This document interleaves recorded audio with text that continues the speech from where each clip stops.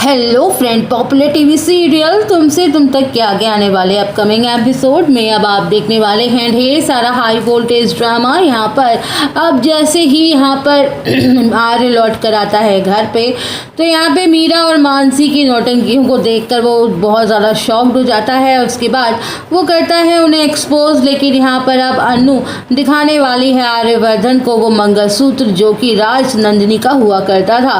आर्यवर्धन एक समय के लिए तो यहाँ पे चुप हो जाता है, काफ़ी ज़्यादा हैरान भी होता है कि आखिरकार अनु को ये मंगलसूत्र कहाँ से मिला। ये तो राजनंदिनी का मंगलसूत्र है जो मैंने उसके गले में पहनाया था हमारी शादी के दौरान। ये चीज़ देखते ही आर्यवर्धन भी काफ़ी ज़्यादा हैरान और परेशान हो जाता है। अनु से पूछता है कि ये मंगलसूत्र तुम्हारे पास कैसे आया, तो अनु का कहना होता है कि ये मंगलसूत्र मुझे खुद राजनंदिनी जी ने दिया है। आर्यवर्धन चौंक जाता है और एकदम सकपका जाता है और कहता है कि ये कैसे हो सकता है, राजनंदिनी तुम्हें अपना मंगलसूत्र कैसे दे सकती है, वो तो जिंदा नहीं है, ऐसे कैसे हो सकता है।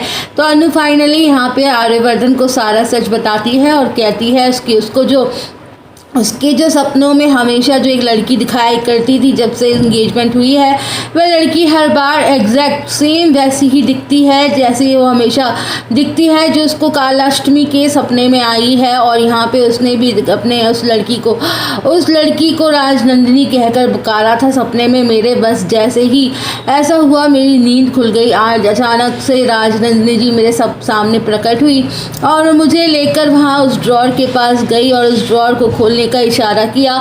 जैसे ही मैंने उस ड्रॉर को खोला वैसे ही ये मंगलसूत्र मुझे उस जगह पर मिल गया। मैं हैरान हो गई थी और मैं माँ के पास उस मंगलसूत्र को लेकर गई तो माँ ने मुझे कहा कि ये तो मेरी बेटी राजनंदिनी का मंगलसूत्र है, मुझे एक्सेप्ट कर लिया है। शायद उन्होंने मुझे आपसे रिश्ता जोड़ने के लिए मंजूरी दे दी है, यानी मैं एक अच्छी लड़की हूँ, मैं आपके लिए बिल्कुल परफेक्ट हूँ, इसलिए उन्होंने मुझे अपना मंगलसूत्र दिया है।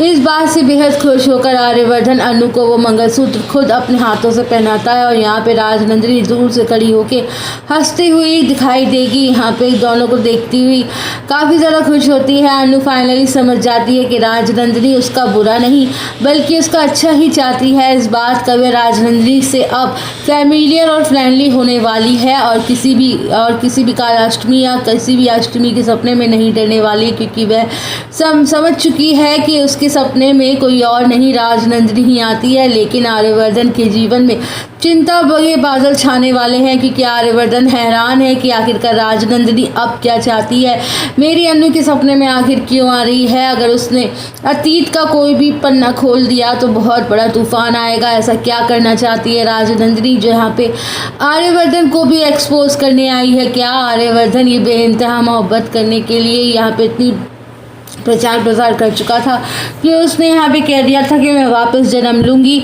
तो जन्म उसने ले लिया है दोस्तों। अब जन्म को अनु के रूप में हो चुका है, उसका रीइंकार्नेशन हो चुका है राजनंदिनी का। अनु ने राजनंदिनी का दूसरा जन्म ले लिया है और वो अब आर्यवर्धन से उतनी ही शिद्दत से प्यार करती है जितनी कि राजनंदिनी किया करती थी। तो दोस्तों आने वाले एपिसोड काफ़ी ज़्यादा धमाकेदार होने वाले हैं, तो आप सब और अपडेट जानने के लिए हमारे साथ जुड़े रहिए। वीडियो को लाइक करें, चैनल को सब्सक्राइब करें।